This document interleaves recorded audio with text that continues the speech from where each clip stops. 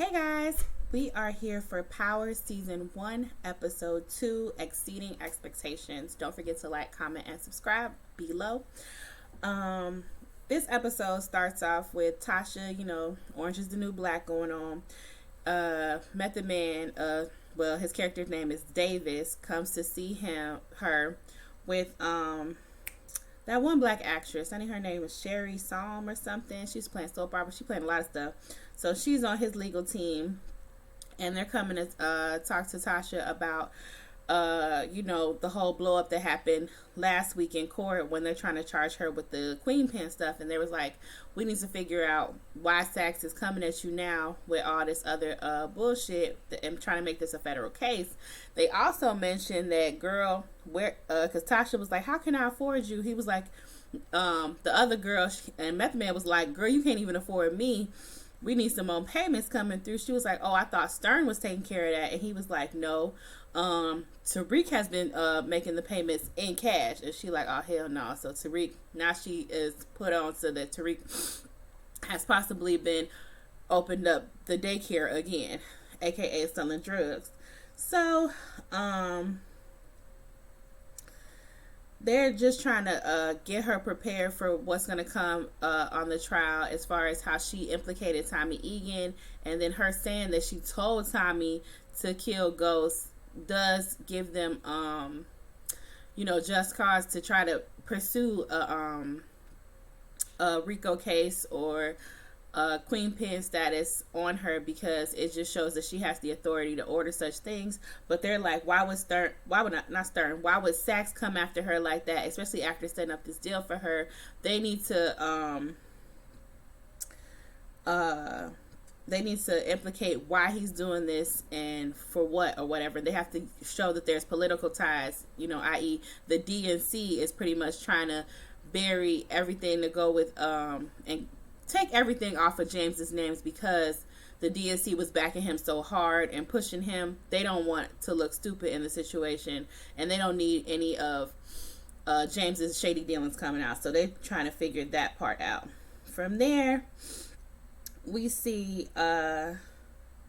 Tariq counting up money, drug dealing and shit up in his dorm room. Zeke come in and he talk about how he was gonna be going to his auntie, Monet and them house with his cousins for dinner. And Tariq, he's trying to get in and talk to Monet and see and get a little bit more information about Monet and they little drug organization. I don't know if they sell drugs or what, because I ain't seen no drugs happening with Monet and them. The only thing we've seen so far is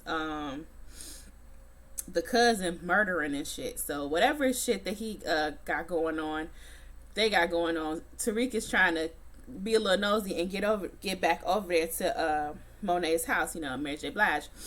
And Zeke was like, okay, well, he was like, can I come over to dinner with you? Because he said he was going to go over there. He was like, yeah, let me ask my aunt first to see if it's cool. And sorry, y'all, that's my cat. And he's like, all right, whatever. So he gonna let him know later if he can come over for dinner.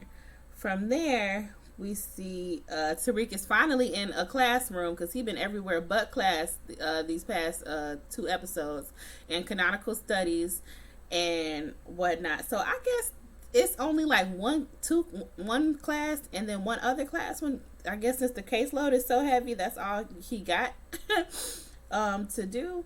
So he up in class, and they reading the book Great Expectations. They talking about the book or whatnot, and his little boo thing, little class bae Lauren, she there, and then they started to talk about it, and then she asked him a question that pertained to the end of the book.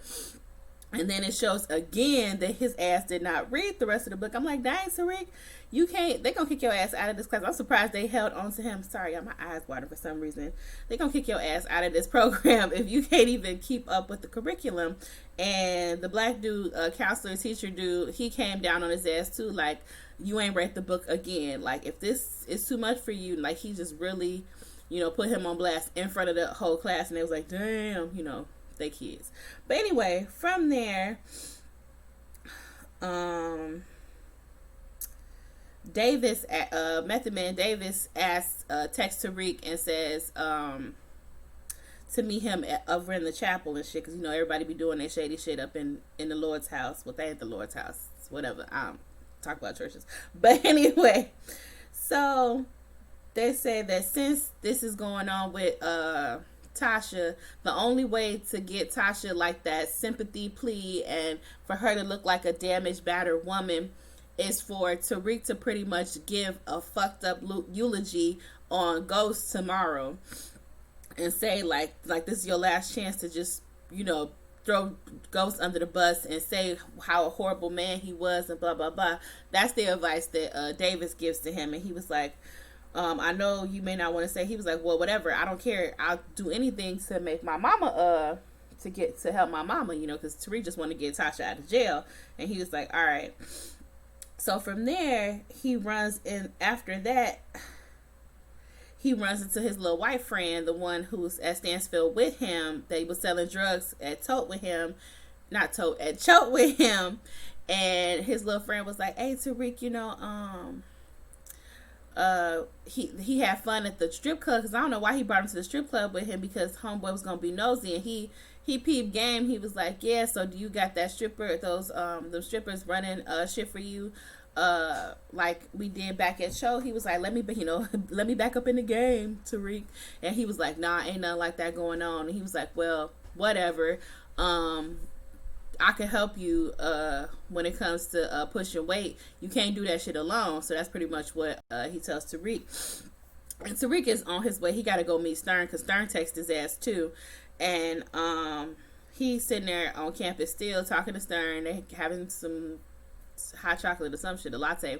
And Stern advises Tariq to not throw Ghost under the bus and to give him a glowing eulogy and to maintain his good name, because Stern was trying to tell him, you know, about the game of business. Like, you can't sit there and sully your father's name, especially since you're inheriting all of his his assets and businesses. Like, if you sit there and tarnish his name before you even get his money and all that stuff, how much you think his shit gonna be worth if you do that? And this is your money now, so you gotta fuck with your he's like you're like your father. A lot of him being compared to his father happened a lot in this episode, because he was like, you're a lot like you remind me a lot of like your father, you know, you want to do this, but you got to look at this from a overview. Like, if you're sitting here talking about your father, you inherited all his things, and that's all his investments and shit will go down if you sit there and his own family isn't sticking by him after he is dead. So that's not something you don't want to do, because that's your money now, homie, and don't fuck up your own money before you even get it. That's pretty much what he told him. So from there, let me see. We see Mary J. Blige, you know, auntie, she at the house, and so that cop that pulled up last episode or whatnot, so I guess she fucking around with him, because they laid up in the bed, you know, he laid up with Auntie Mary, even though she want to be called Auntie, whatever. She laid up in the bed and they talking or whatnot, and then he was talking to her, talking about like, I don't know why you're still not faithful, or still holding down Lorenzo, her husband and baby father, while he's in jail for life or whatnot. Like, she was like, because like you don't understand what his name gives me out in the streets. It gives me protection. You can't protect me like just having his name protects me or whatnot. So, you know, obviously homeboy is a crooked ass cop, especially if he fucking around with her and he know about Lorenzo and all the shit, his past or whatnot. And she gets a text message saying that, you know, Tariq and all of them coming home for dinner. So she told Cop Bay or whatever that he got to get his ass out, because she don't want the kids to know that he there, blah blah blah. So from there we see the little counselor chick lady. She's sitting there talking to Zeke, you know, the basketball player dude that Tariq is tutoring, and Auntie May nephew, obviously. Monet, not May. She with the counselor or whatever, and she's talking to him about how things are going as far as Tariq, and how are things going with his classes and the tutoring. And he says that, Tariq has got a lot on his plate, but he is helping him with his classes. Pretty much Tariq is doing all his shit, but that he can't say that.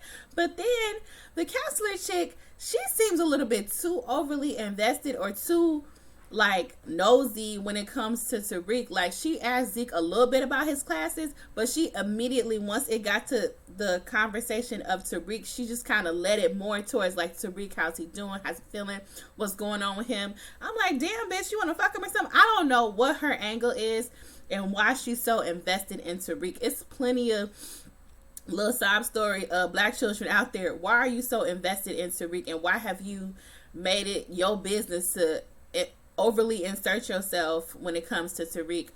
I think that she has some ulterior motives.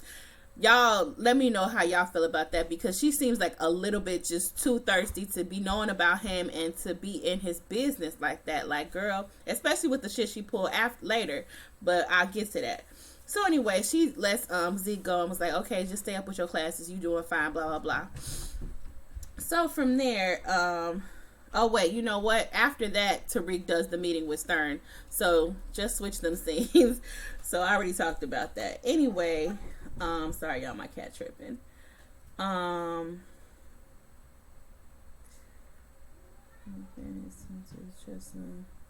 So we see Davis and homegirl or whatnot, his associate who's doing the case, Tasha's case, and she's telling Davis / Method Man, look, I don't trust Tasha or Tariq ass when it comes to all this shit. It sounds like they lying.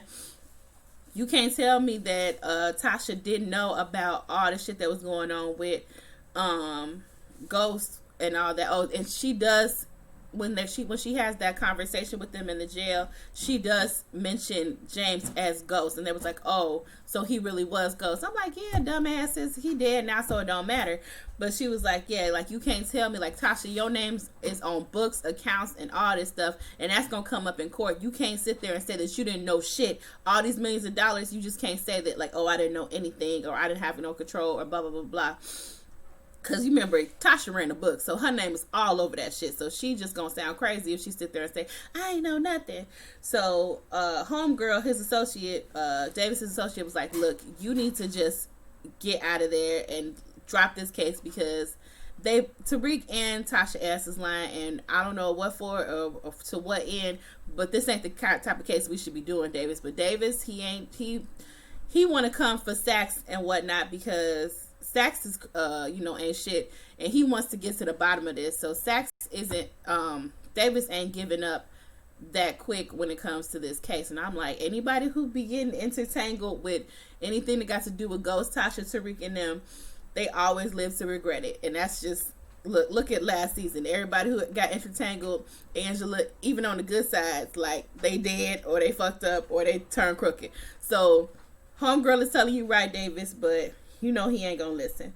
So from there, he also we also see Sachs and them, they talking with the judge, because Davis is like, no, why is it that he was even at this case at Tasha's hearing or whatnot when a deal was set up? What is he doing already with a warrant to put these charges on Tasha? He's saying all this stuff to the judge. He was like, I want to prove that there's some misconduct going on, and that Sachs had his own agenda, and he's trying to push that political agenda or whatnot.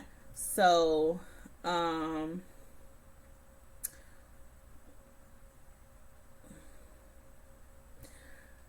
oh wait, no, he don't say that yet. First, Sachs is meeting with John and the DNC dude. My bad. That part happens after, when they meet with the judge.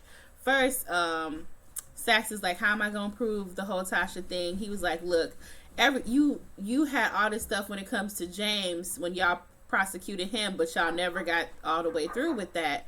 If y'all could get that and just put it all on Tasha and prove that Tasha is the one that was doing all this shit, then we got her.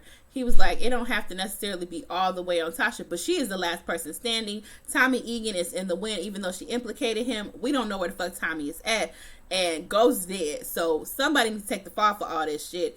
and Tasha is the woman, last woman standing. So that's what, and John says that, and the DNC dude were like, look, you have unlimited funds, get you a team together and get Tasha ass in jail forever for this. Actually, she would be up for the needle if she gets prosecuted under this RICO case. So from there, we see Tariq and Tasha talking, in jail or whatnot, over the phones or whatnot, and they're talking about the eulogy, and he tells Tasha, like, well, Davis wants me to talk bad about Dad, so it'll make you look better in court or whatnot, and Stern told me, that I should say this, so it's like opposites. And then she was like, well, Tariq, she still was a good mother. She was like, even though it would benefit her, she didn't even go that way. She was just like, look, what do you want to do? Say what you want. And if you don't want to say nothing, then don't say shit. The Reverend could just say something. We could put ghost ass in the ground, and that could be that. So that was nice. And then they just started talking about school. And then she also asked him, like, you didn't open back up the daycare, did you? Because, and they kept slipping on what they were saying. I'm like, y'all can't be talking freely. Y'all is, they listening to y'all, especially listening to y'all asses, because they got a pending case and all that shit, and that's big time. So they couldn't really talk about the daycare, but Tariq was like, nah, ma, I ain't doing it. I'm like, boy, you lying. You ain't even got no excuse of how you getting this damn money. So from there, Saxe is trying to build his team. He calls up some dude who used to work under Donovan. Y'all remember Donovan is a bald-head black dude who ended up getting killed fucking around and helping Saxe and them. And then Saxe is coming to the dude saying like, oh, Saxe's blood is on my hands, and I just want to get them and take them down, and then and I guess almost avenge them, because he's like, how many people we've lost because of these people, because of St. Patrick and all them, blah blah blah. And homeboy was like, look, Saxe, I know your ass is crooked, and if I even fuck with you and lead your team, he was like, because Saxe was like, I'll let you lead the team, you could do it completely by the book, and it's all you'll say, and you do it. And he was like, I know whatever's going on ain't legit, because a couple months ago your ass was fired, you was about to be arrested and shit, and then now all of a sudden you done got promoted to over everybody. Something going down, but it ain't justice, is what he said. Saxe was like, okay, whatever, but if you had this, do it, we could do it by the book, blah blah blah. And he says, I guess homeboy wants to solve this shit because of Donovan, and he agrees to lead this the task force or whatever against Tasha with Saxe. So I was like, boy, your ass gonna either end up dead or end up demoted or fired or something too. Don't touch shit that Saxe got going on, because you know that shit crooked. You said it's your damn self. But he agreed to go ahead and do it, so whatever. After that, we see the counselor chick or whatever, she wanted to talk to Tariq, and she was like, oh, Tariq, how are you feeling? I know that your father's funeral is coming up tomorrow, and what are you feeling? And do you want to talk to me? Maybe we could just have a thing where you have a safe space. I'm like, damn, she is really pushing with Tariq. I'm like, is she trying to get some information out of him? Like, that's my thing. It just really seems like her pushing for him is not genuine. It seems like she's after something, like she has an angle or why she want to know some shit. So I don't trust baby girl. I really don't. But anyway, that was pretty much all their conversation went about, and I didn't trust her. So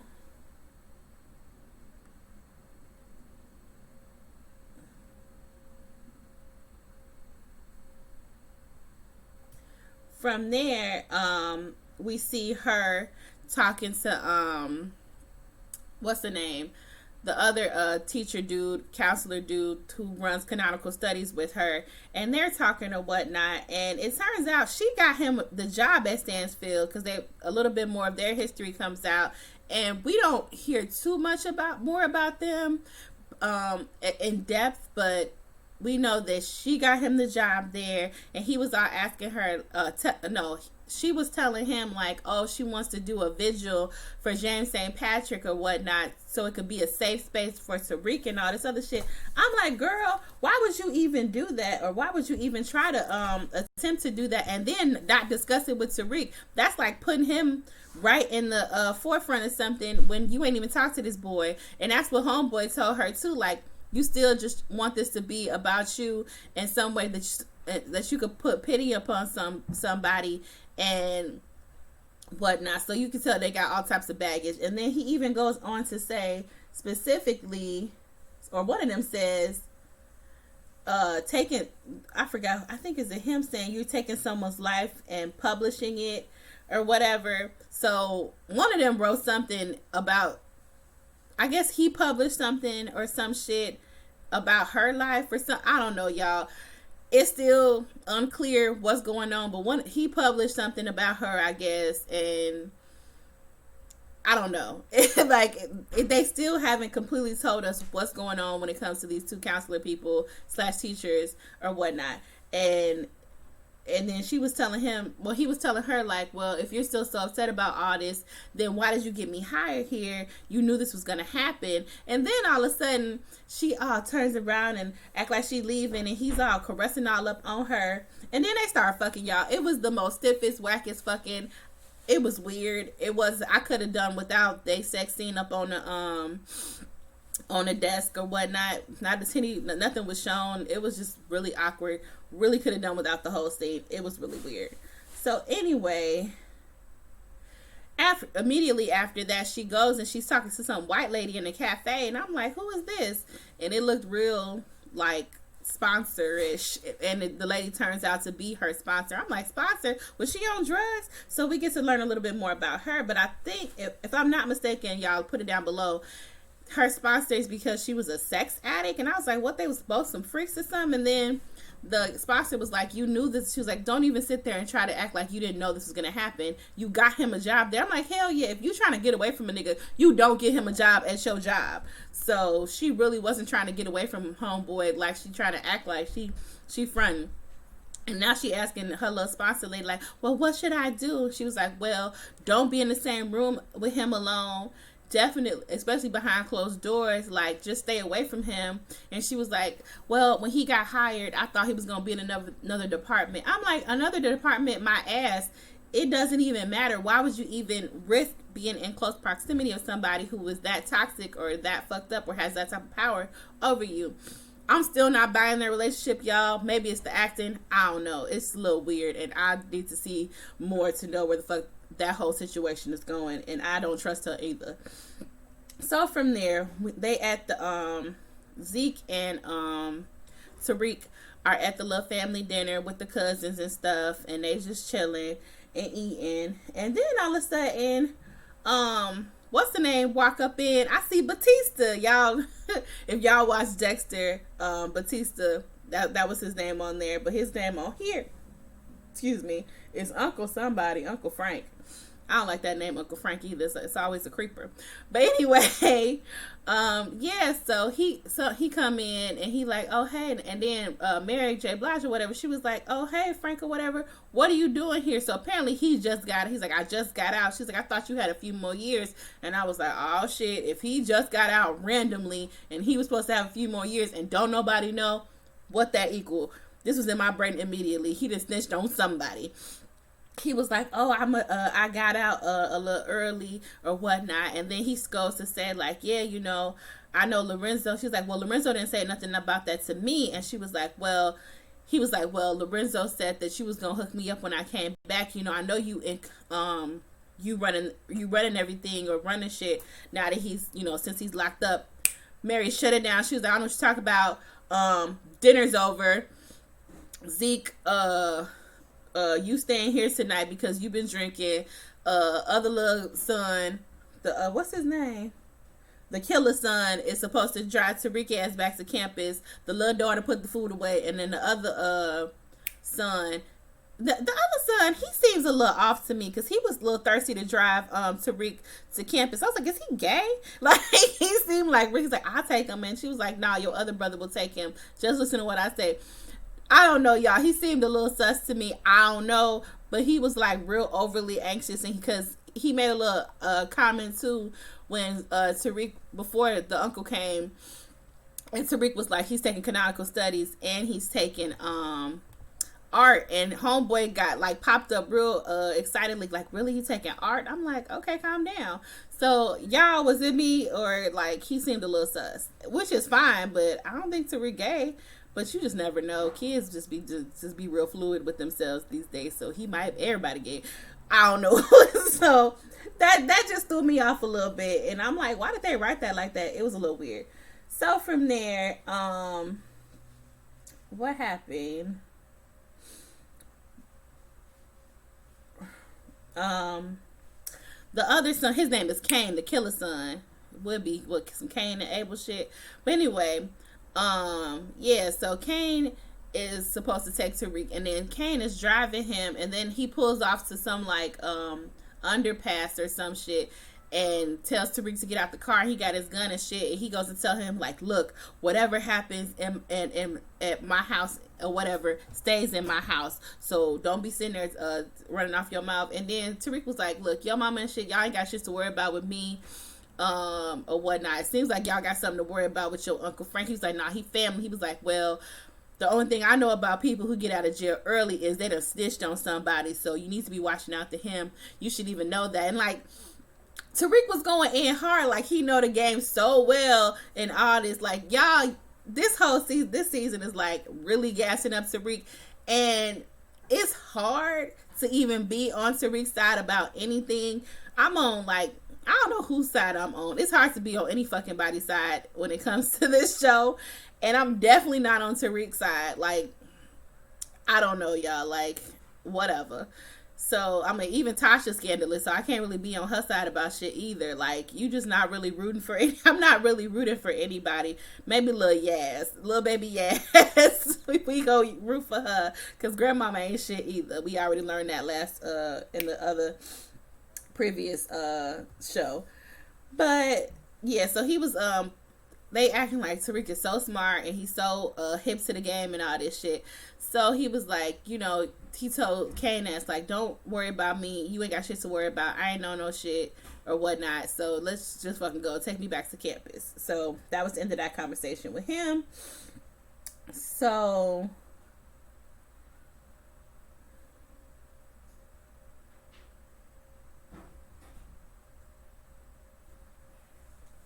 then once Tariq makes it to campus, all of a sudden they got the homegirl, the counselor girl, is holding a visual, and all these fucking students and stuff are sitting there lighting candles and talking, and his little white friend is even there too, and he could see that as Tariq walks up, that Tariq is just like stunned, like what the fuck. And then the counselor is like, oh my god, Tariq, come here, do you want to say a few words? And everybody out here with the cameras. I'm like, bitch, what about this makes you think that this would have been a good idea? Like, it was really weird. Like, again, I think this chick has a fucking agenda, and it ain't at the best interest of Tariq. Like, I don't know, she's some undercover chick or what. I don't trust her, as I'll say that again. And Tariq was like, fuck this shit. And homeboy was like, you want to go to that party I told you about earlier, my brother's frat? And he was like, yeah. So they go off to that party. So anyway, back at Aunt Monet's and them, they discussing Uncle Frank and all that, like, yeah, something really seems shady about him or whatnot,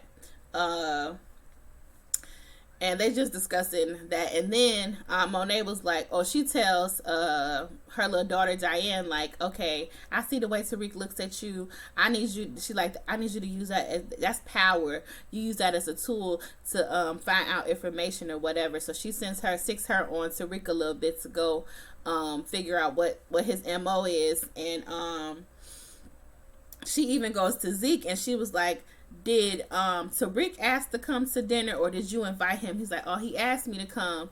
Why? And then she was like, I need to know everything you know about this little Tariq or whatever. I'm like, how y'all not know? Y'all only over in Queens. This nigga, his father is a big ass name and whatnot. So how y'all don't know who the fuck he is, especially if he was so big in the drug game or whatnot, or implicated in that way? how do y'all not know about him and his ties or who he was? And especially since it was such a public case and this man was murdered, and it's like such a huge thing. Like, why is like half of New York not know? New York big, but damn, okay, this is really, and they in Queens, and he was doing the Queens Child Project. Like, I don't, it's kind of unbelievable that they don't know anything about him or James or nothing. But I guess for the sake of the storyline, they trying to say that, oh, we don't know who the fuck Tariq or James is, or maybe once they find out that James St. Patrick's his father, they'll know. Anyway, move along.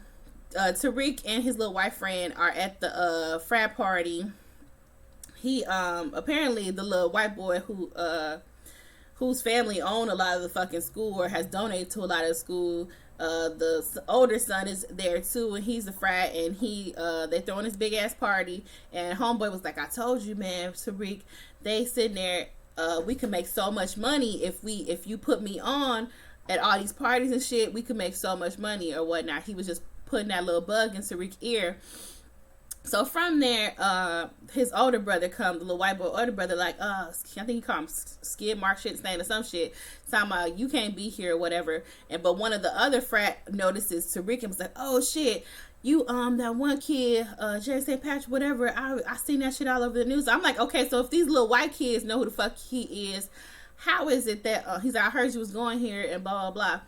How did Monet and them not know or see this on the news? Somebody ain't seen this nigga. But anyway, just for the sake of the storyline, I guess. So they was like, oh, no, he could stay because I guess he got street cred because of all the shit that went on. So from there, the police come to try to break up the party. And then the fucking older brother is straight up white privilege acting like, oh, do you know who I am? We own this house. It was like, no, y'all leased this house from the campus. And he was like, no, blah, blah, blah.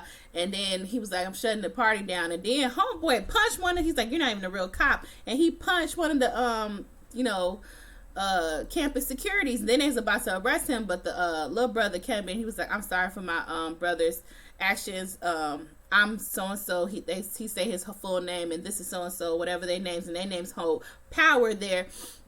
Tariq notices this, like, oh, and then he was like, can you just let my brother go? And then even the lady over the lady cop or rent a cop ass, she was like, oh, it's so and so, we just gonna let them go. And they let him go, and they let them keep on partying. So their name does hold weight. So Tariq, you might want to get with them when it comes to selling drugs, because it don't seem like they gonna get no fuck or come at y'all if you got that protection of them and they white privilege because they family own that school.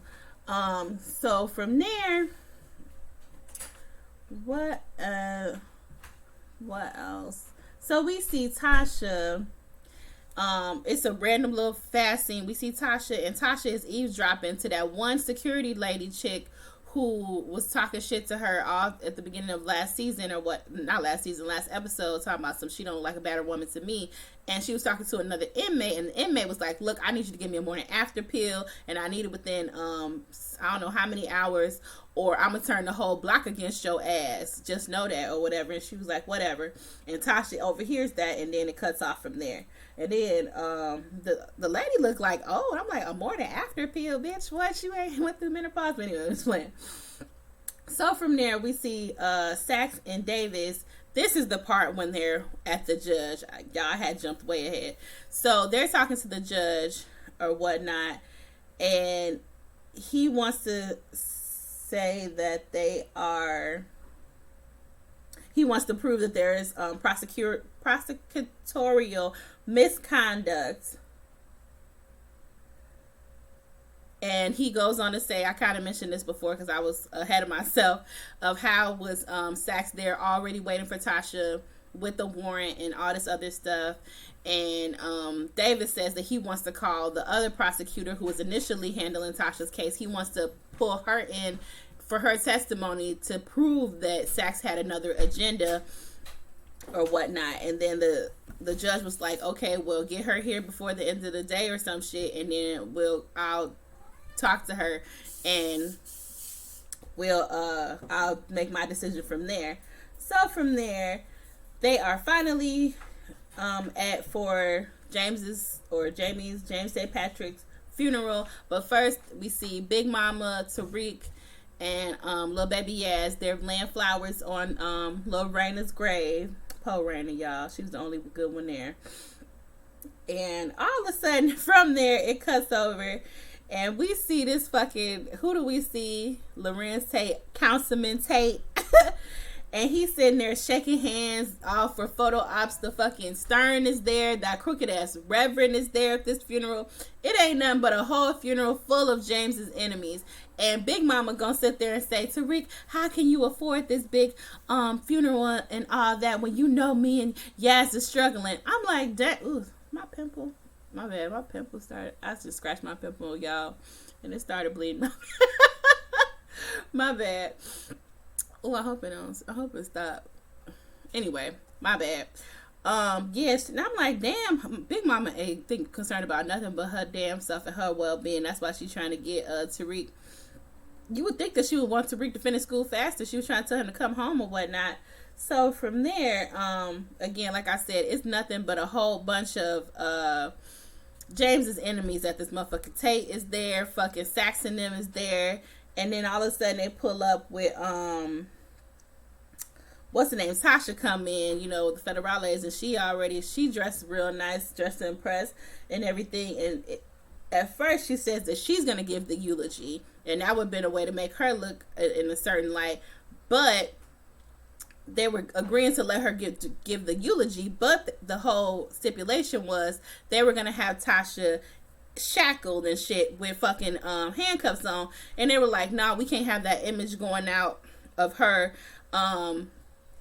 having handcuffs on at this funeral because it's just not gonna look right. So then all of a sudden they was like, okay, well then fine, she ain't gotta do it. So from there, Councilman Tate, they was like, we can have Councilman Tate do it or whatnot. And I'm like, hell nah, I wish they would let Lorenz Tate, old crooked ass, in here and give this man's eulogy. Jamie gonna roll over his grave. So they were like, nah, fuck that. Tariq was like, fuck it, I'm gonna give the eulogy.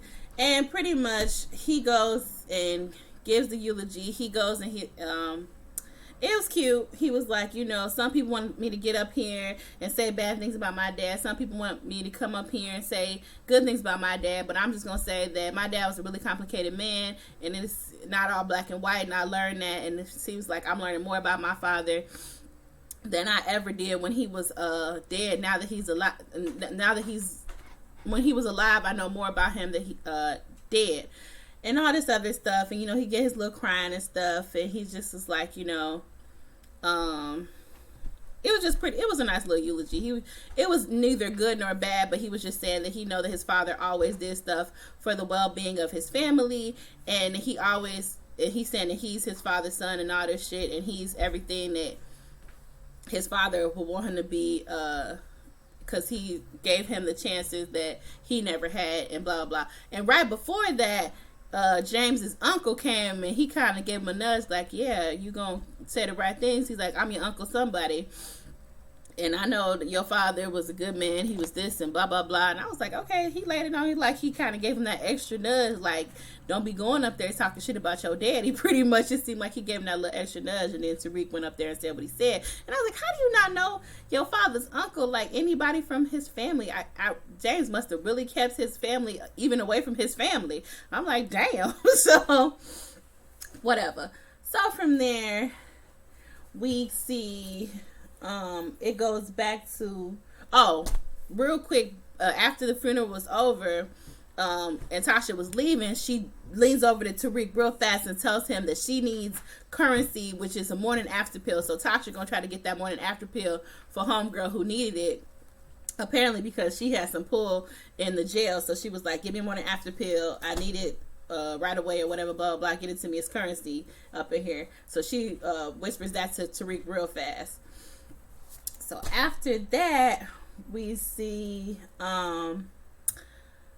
the prosecutor with the judge, and then the prosecutor tells it all on Sax, and she was like, yes, Sax initially pushed me to get Tasha this fucking deal, and only to rip it out from under me and come with this Queen Pen Rico case and all that. And the judge was like, something ain't sitting right about this. And it was like, no, judge, we what else happened? we have other just cause to come after Tasha, and he has a rebuttal witness. I'm like, a rebuttal witness? Who the fuck did y'all got? And who is it? Detective Sergeant Blanca. And she come in there with a real stank face, because I'm like, girl, I'm surprised you still got your job. We ain't seen her since Dre bust her in the eye on the day that when James was killed or whatnot. So she's in there, and he's Sax is questioning her, and he's like, what did he? Oh, he started talking to her about the Terry Silver case, and then he goes in and say like, wasn't Tasha the one who told you the exact location of where Terry Silver was and all this other stuff? She knew all that. And she was like, yeah, but it's clear that Tasha doesn't even have the body frame and all that to even commit that type of crime. He's like, yeah, but she knew exactly where it was, and she said that Jamie did or whatnot. So again, what Sax was trying to prove, and Blanca was trying to say more, but he was like, just leave it to yes or no answers or whatnot. And she was just sitting there. She was so irritated and aggravated during the whole fucking interview or whatnot. And he was just like, what Sax was just trying to prove is that Tasha did have the authority or the power to order someone to be killed. And he's saying that, I'm not saying that she killed Terry Silver, but she is the one who ordered him to get killed. And I'm like, that's not true. That was just Ghost upset. Excuse me. I mean, she was right there at the scene of the crime before the crime happened, because they was fucking. But she didn't kill no Terry. We all know that. And then the judge goes on, so was like, you know what?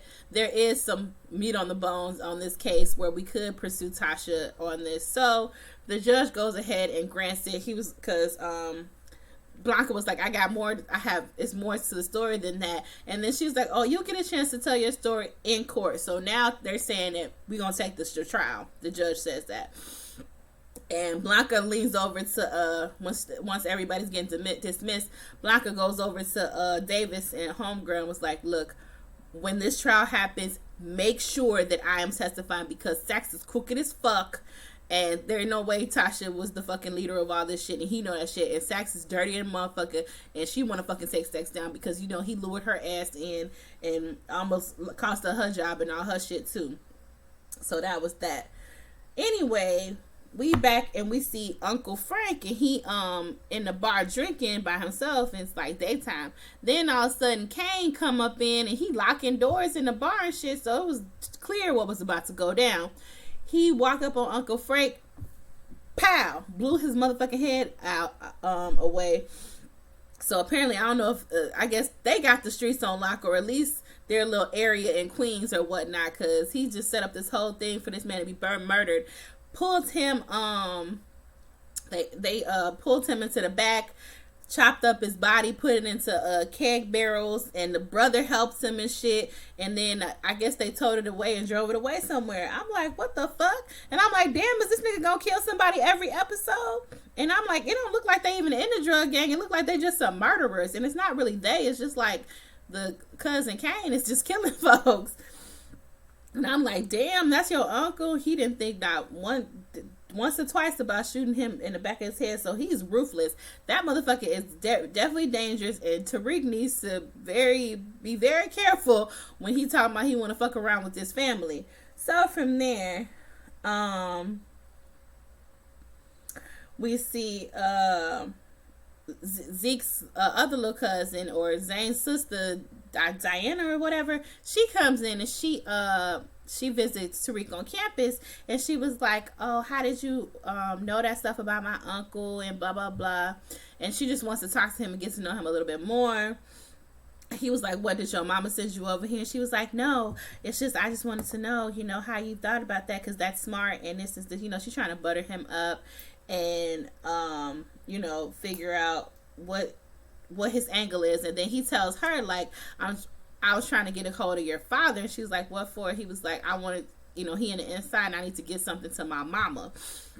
So from there, I guess he gets her the pill or whatnot, and he's like, I need to get her something to my mama in a book. So from there, we see she goes home and tells Mary J. Blige, you know, her mama Monet, what's going on. And she was like, oh, okay, I could work with that. So now that they just gonna do Tariq this little favor. We see Tasha is, back in the jail cell or whatnot. She go back into her cell, she sit down, and all of a sudden in her jail cell under her bed is a book, Great Expectations, the book that Tariq is reading for canonical studies. He needs to stop tearing up these books and putting morning after pills and shit in them and read the damn book so he don't fail out of these classes. But anyway, so not only did they get her the pill, they got her a phone, and then she calls Tariq and she's like, Tariq, oh my god, hey, and he's like, Mom, how'd you get a phone or whatnot? And then they were talking, but I don't trust that phone because Tariq didn't know that she got the phone. So that phone was provided by Mary J. Blige and them family. So you don't know who could be listening on that phone. So I would be careful about what I said on that phone. Even though the police ain't listening, it kind of seemed like they gonna be listening too, since they don't want to provide it and they didn't tell Tariq that they were gonna put a phone. That he just said he wants to get her a morning after pill. So I mean, it's good that she got that phone, because instead of her hearing stuff through Davis or whatever before she speaks to Tariq, she can just talk straight to him. And I was like, girl, yeah, how come out of all these years and all the motherfucking people that James Ghost had on the inside and cool people on the inside, how come you ain't make no ties on the inside, girl? I guess you just stayed away from that whole part. But girl, see, now you need it, because now your ass on the inside and you gotta rely on some motherfuckers you don't even know for some shit. But anyway, from there we see Mary and we see the cop bay or whatever pull up to Mary J. Blige's house, and he coming in with some black label or blue label and an envelope. And who peeps him pulling up in the car? The son Kane. And I'm like, oh shit, that is not good that he sees this and whatnot. And then she even tells him, like, you can't be here because my son gonna be home soon. I can't stand kids like that just be want to dictate whoever their mama fucking. Stay out your mama business. If she want to sleep with somebody, let her get her thing on.